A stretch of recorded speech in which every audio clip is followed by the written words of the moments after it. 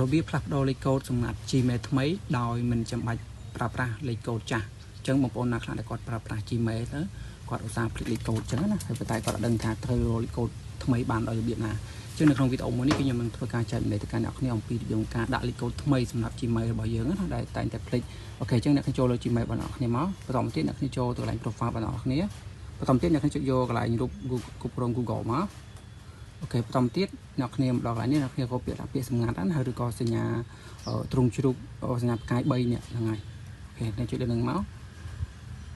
ពីវិធីការផ្លាស់ប្ដូរគឺងាយស្រួលទេអ្នកគ្នាអាចសាកល្បងធ្វើបានដោយខ្លួនឯងអញ្ចឹងណាអញ្ចឹងអ្នកគ្នាអាចរងចាំតិចមកអញ្ចឹងមកដល់កន្លែងនេះយើងបញ្ចូលលេខកូដទូរស័ព្ទរបស់ខ្ញុំសិនអ្នកគ្នាបានអញ្ចឹងយើងរងចាំតិចមកអូខេអញ្ចឹងមកដល់កន្លែងនេះអ្នកគ្នាឃើញនេះវាឲ្យយើងបញ្ចូលលេខកូដថ្មីហើយអញ្ចឹងវាអត់មានឲ្យយើងបញ្ចូលលេខកូដចាស់សិនទេអញ្ចឹងណាបើពេលខ្លះ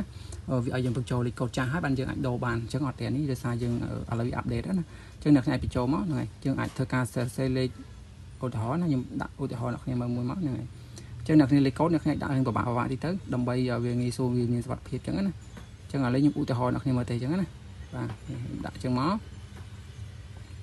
អូខេអញ្ចឹងបន្ថែមមួយទៀតមកអ្នកគ្នាបាទអូខេអញ្ចឹងអាខាងក្រោមនេះគឺដាក់ដូចគ្នាអ្នកគ្នានេះខាងក្រោមនេះបាទខាងក្រោមគឺដាក់ដូចគ្នាខាងលើមិនខាងក្រោមអញ្ចឹងណាអញ្ចឹងយើងដាក់ដូចគ្នាមកអ្នកនរគ្នាយើងដាក់ឲ្យដូចគ្នាមកណាវីដេអូនេះcònជាការឧទាហរណ៍ទេអ្នកគ្នាអាចយកទៅដាក់បាននៅខ្លួនឯងអញ្ចឹងខាងលើមិន1334ហើយ